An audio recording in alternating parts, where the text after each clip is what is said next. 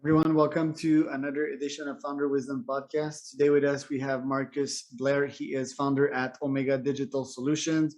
Marcus, welcome. Can you tell us a bit more about yourself and Omega? Yeah, so thanks for having me on. Omega Digital Solutions is a business process automation company. So all that busy work that you hate doing, that everyone has to do to run their business, processing invoices or taking data from one system, putting it in another system, we automate all of that away. So in moving forward in the 21st century, the 21st century workforce will be a hybrid, between people, but these automated or these repetitive tasks that we spent so much time and we spent so many labor dollars on in the past, we just won't have to do those anymore. And so that's what we're trying to bring to the market. Interesting. How did you get into that? Because I think that was one of your first business that you founded before you were employed at a couple places. So how did you get into that agency idea?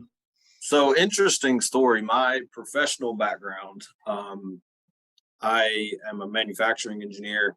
Okay. I worked with all sorts of process design, all the Toyota production system, lean manufacturing. I have a Six Sigma black belt. So the process design and process improvement's been ingrained in me for a long time. Okay. This is actually the second company that I founded. I had another motorsport business back around 2009, which I operated for a couple of years. Okay. And in my last W-2 job, I worked in an operational excellence department doing digital factory deployment. So I oversaw the data analytics program, digital transformation, that sort of thing. Okay, interesting. And why did you decide to start Omega? That was in 2020. COVID began, I guess. What did that play into the decision of starting again your second business? Or well, there's a twofold answer to that. One, I didn't have a choice because I was laid off during COVID. Okay, straight up. And so it was just like thrown into the deep end. You got to put food on the table. Yep. But even prior to that, the company that I worked for in terms of multinational manufacturers is relatively small, about 850 million a year. So when you compare that to like Caterpillar, John Deere, companies like that, $850 million isn't much. Okay. We had the most difficult time getting support when we wanted to start implementing digital technology. Okay. So that I was over the program. So I was the one having to vet vendors and so on and so forth. And I remember thinking, if this is happening to us and we're 850 million a year with 14 sites around the world, what's happening to guys at 150 million a year or 50 million a year, or 20 million a year? And I thought there would be a real opportunity to take the digital transformation down market. That way the benefits weren't sequestered to the top 5% of companies in the world. So are these guys your clients right now, these big automotive companies? Yeah, so we work with a range of businesses. The smallest business that I work with right now is a solopreneur with one VA, a pet behavioral therapist. The largest company that I work with right now is $100 million a year warehouse. And we have worked with large European automotive suppliers in the like $8 to $10 billion range. Okay. The perfect client for us is around somewhere between 5 and 50 million is about where we add the most value. Okay. And your pet behavioral clients, what exactly do you do with that client? So the process is the same, regardless of the size of the business. The process is the same. We're automating away busy work. It's just appropriate to the scale that they're working at. Okay. For them, we automated their lead collection, proposal generation, and invoice generation. Before, they were doing all of that manually. So someone would fill out a form on a website, they would type it into their CRM. Then they would manually create Trello cards. And then when they manually created the contract. And then when somebody signed the contract, they manually created the invoice. Okay. So we automated most of that process, probably 75 or 80% of that process, where now information just gets passed from one to another and they don't have to touch it. Okay. How did you get into Shopify as well? Because I can understand the black belt, Six Sigma, for process automation and so forth, but why e-commerce? Why Shopify? Because retail stores, especially small retail stores, they just do a lot of things manually. So Okay. where we live in Knoxville, Tennessee, that's where we're based. We did a little bit of market research. There are, I think we came up with 160 or 170 different companies in the Knoxville area who advertised WordPress websites. Okay. Those are WordPress, WooCommerce, that stack. We only found 10 that did Shopify. Okay. And for us, Shopify isn't so much it's not an end result, but it helps us get in the door. When we build somebody a Shopify website, then we can start managing inventory. We can help them segment their automation. Their marketing automation, like email platforms, that type of thing. We tie it into their website. So we end up building out the entire back end of their company, but we just use Shopify to start the conversation. Okay, got it. And with your largest clients, what does the contract look like to improve their business processes? Are we talking about 5, 6, 7 figures here? Well into the 5 figures. We haven't landed a 6-figure contract yet. However, we got 2 or 3 pitches coming up in the next month, so maybe we'll get that first 6-figure deal. Usually when you're dealing with a client of that size, they know what they want to accomplish. So we have 900 people. We're supposed to have 1,100 people. Our 900 people are working a ton of overtime, or we've got to get more efficient, or we've got to do this, we've got to do that. But they may not have the data they need. They may not know which KPIs they need to measure. So it's a much more cross-functional environment. You've got to work with the data engineering team. You got to work with the shop floor management. You've got to go out to the Gemba and talk to the people who are doing the work every day and get their buy-in. It's much more of a longer term type of project. You're looking at least 90 days or so. Okay. And how do you get your leads? Do you cold call them? Do you cold email them? LinkedIn outreach? So on the lower end of the market, we teach webinars. So we haven't put it on the website yet, but we're developing content for an automation academy. Right now, we teach through Chambers of Commerce. We teach through SCORE, SBDC. We're supposed to be on the stage at Startup Week in Chattanooga in a couple of weeks. And the idea is to establish Omega Digital Solutions as an authority in this business automation space. There's still a significant educational gap where, a few months ago, this might have changed, but a few months ago, when we were looking for pay-per-click words, the number one search words for CRMs was, what is a CRM? Most people don't even know what it is still. So we want to close that educational gap. That's where we generate a lot of the smaller leads. And then for the larger companies, it's 100% referrals. Once you get over, when you're dealing with enterprises, obviously they're not going to respond to LinkedIn posts or blog articles or something like that. So it's just a matter of getting out there and getting in contact with the right person who can put you in touch with the right person and who can, get you that first initial contact. And then you generally get one swing at it. You got 15 minutes to make it or break it. Okay, so how many meetings do you generate on a monthly basis approximately? Well, we just started the webinar, or I'm not even sure what to really call that business model, but we just started using education to generate leads. Yeah. So it's still early days yet. Initial results have been promising, but to be 100% transparent about it, this is the number one problem we've been fighting for the past year. Okay. We've had phenomenal retention, lifetime value, or acquisition cost was low. All that was good, but generating leads and learning to overcome the educational gap, it took us a while to even realize there was an educational gap. With my background, I thought everyone knew what a CRM was or an ERP was or something like that. That's just not the case. We've had to change our messaging several times, and we're about to go through another major revision of the website again to boil it down even further to connect easier with our target client. And just, whatever it says right now, it'll be a lot simpler. It'll say kill your busy work or bye busy work.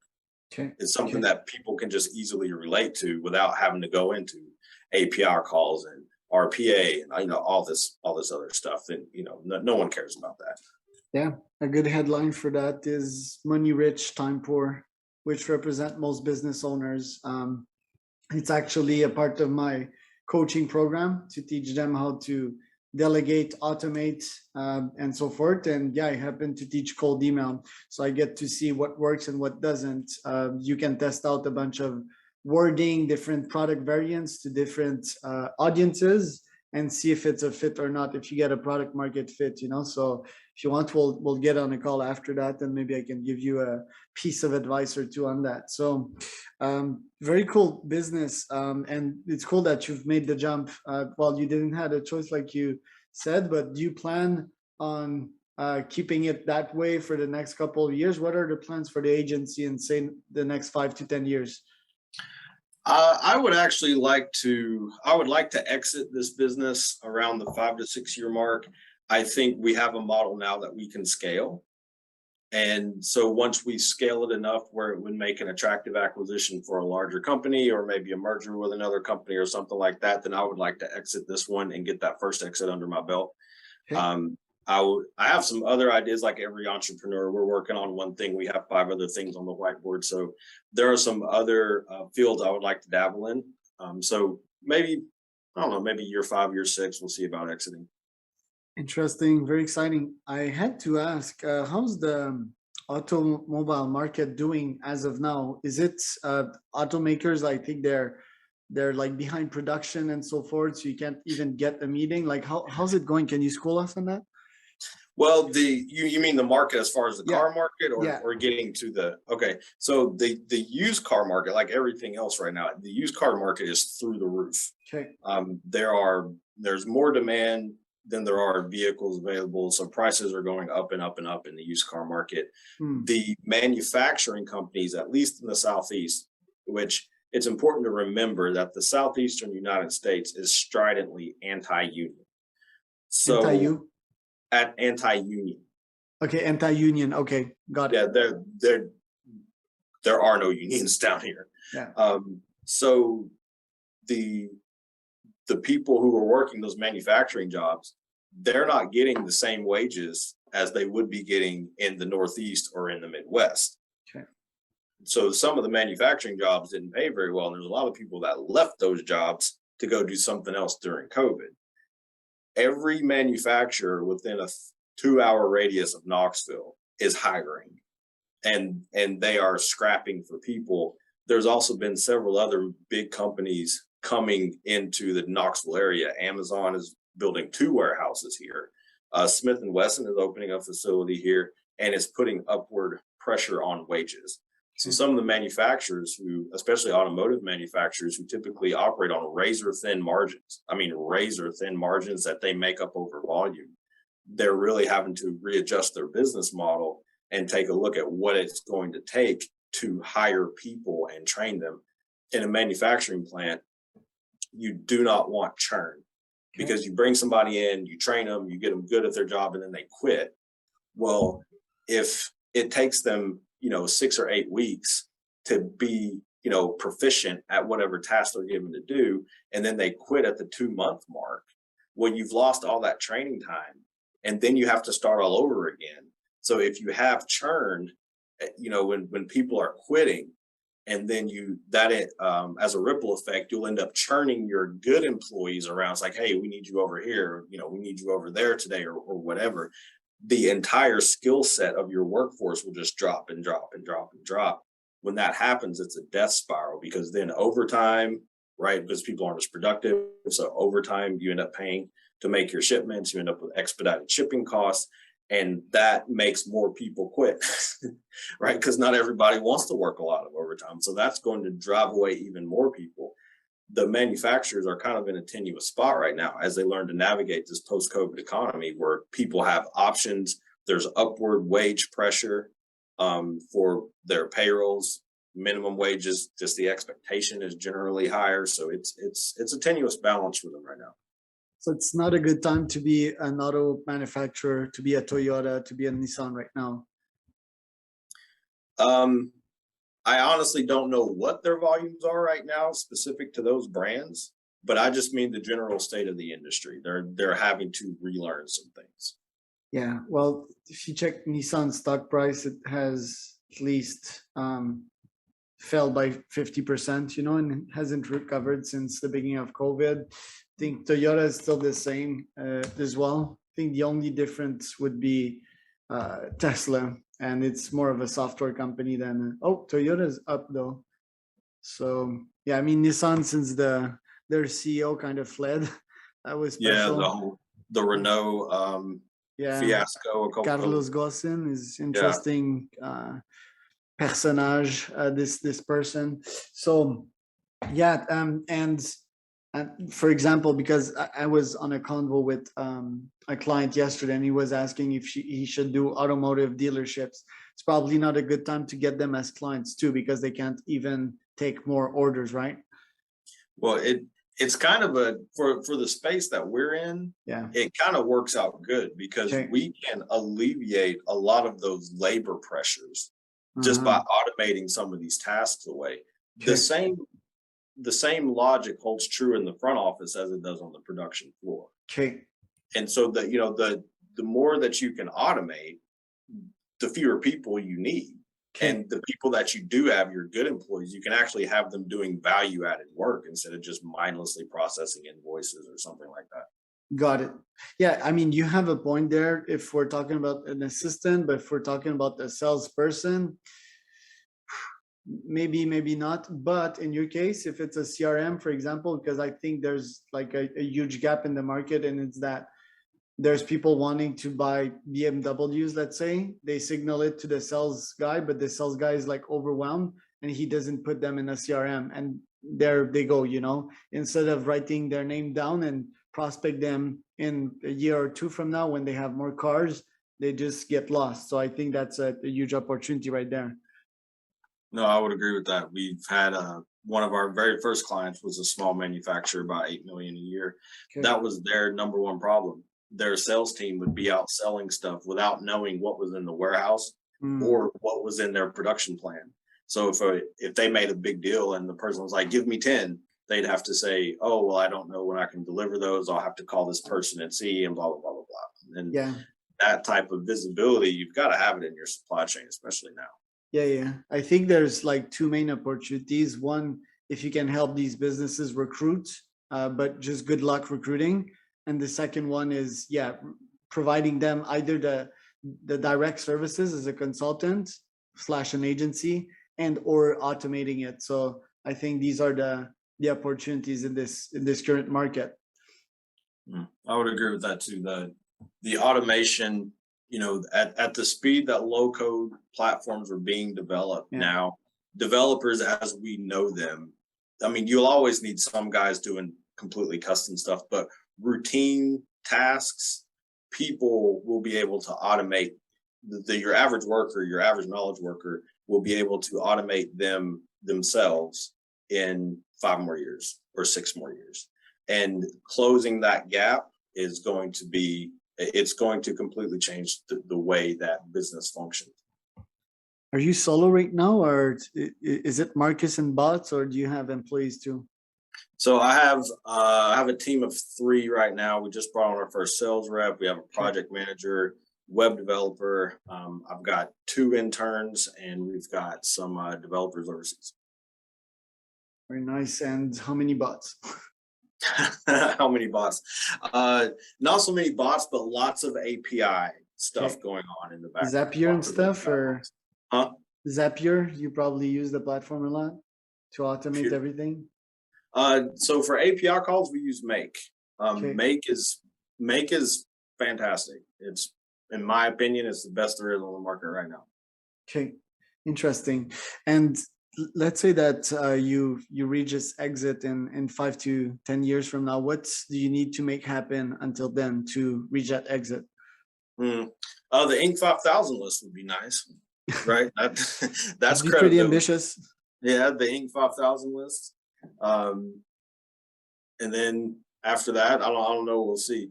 But then the biggest thing is to keep the margins and to make sure we have people on recurring revenue. Because, in business valuations, project work almost works against you. But if you have recurring revenue, then you'll get a much better multiple on the business, if it's built that way. You have recurring revenue incorporated in the business process automation. How is that recurring? So the way the projects usually work is that we offer automation as a service. Okay. We will take a look at the task that they want automated, and then we'll choose the appropriate tool. It could be API, it could be RPA, it could be something beyond that. We'll develop it, deploy it, and set it up initially for some flat fee. It's normally pretty reasonable. And then to maintain it after that, if they want us to host it, then we'll charge recurring revenue for that.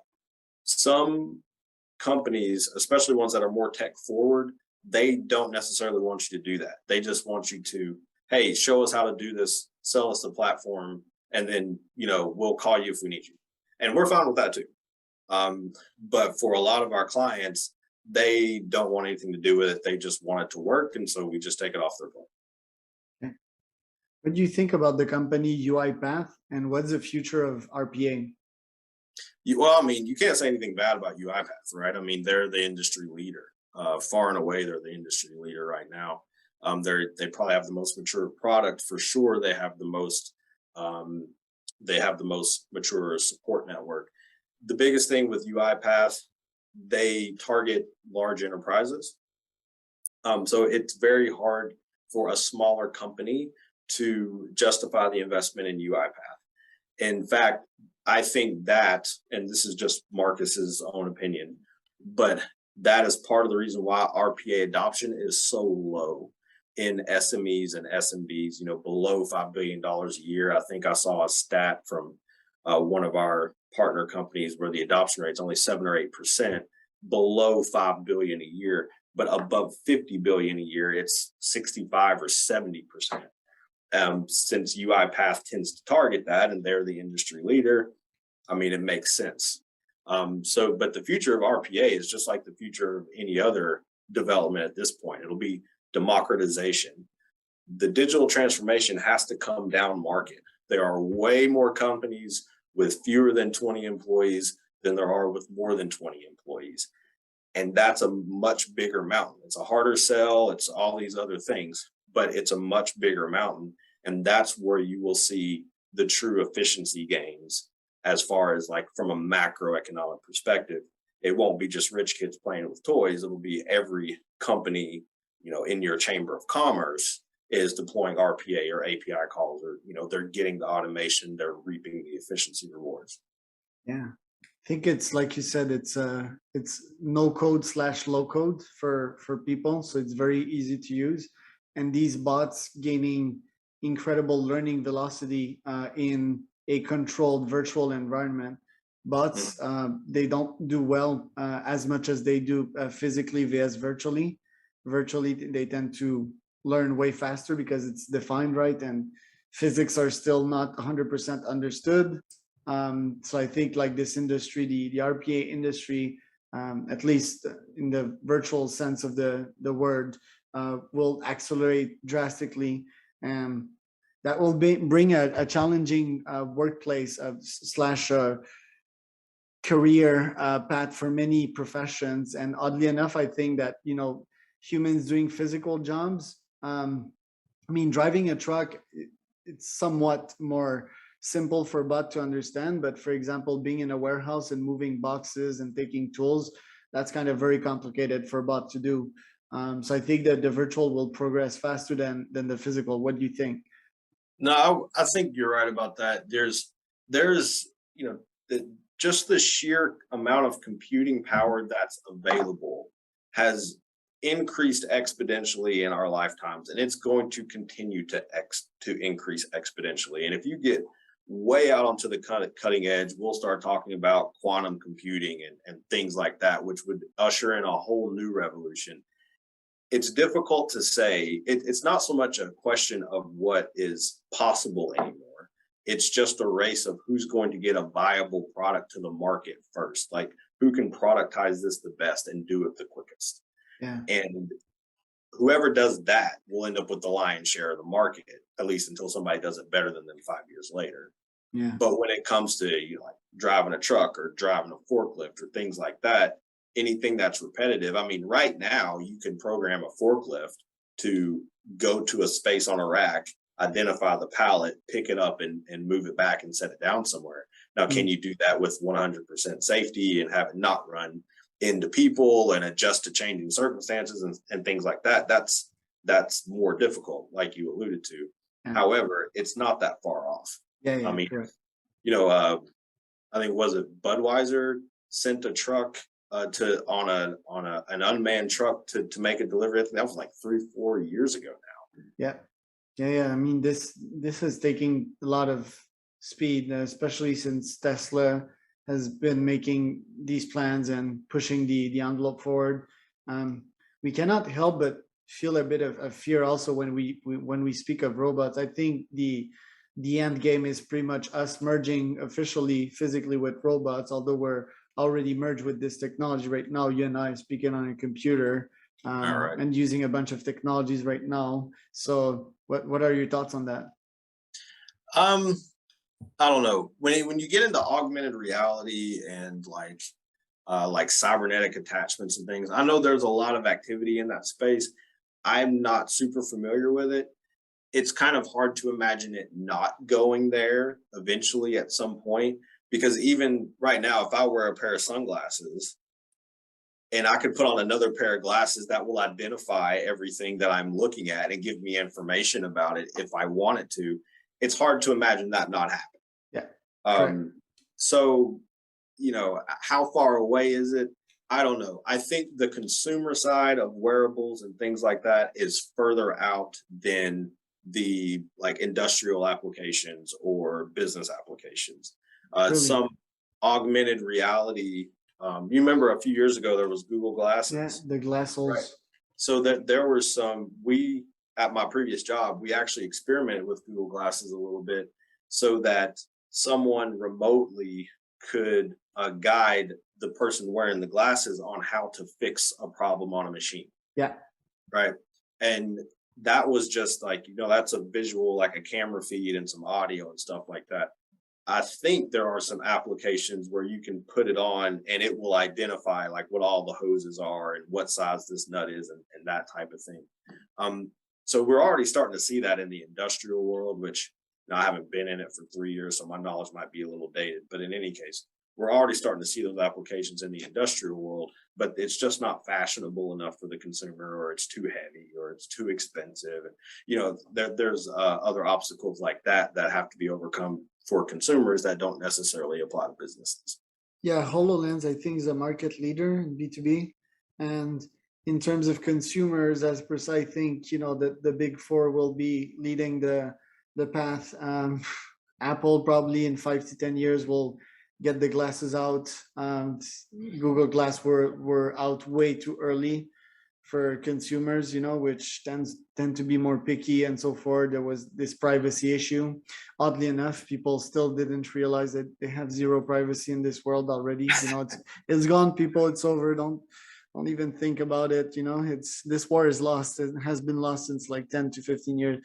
But yeah, just interesting convo. Marcus, thank you so much for being here today. Where can people find out more about you? So you can find me on LinkedIn, Marcus Blair. It's / Marcus at Omega. The company site is omegadigital.us, and those are our only 2 platforms right now. We're not super active on other forms of social media just yet, but we'll see if that changes in the future. Yeah, Marcus Blair on LinkedIn, founder of Omega Digital Solutions. So thank you, Marcus. Have a great rest of your day and a great weekend. All right, thanks a lot. Bye.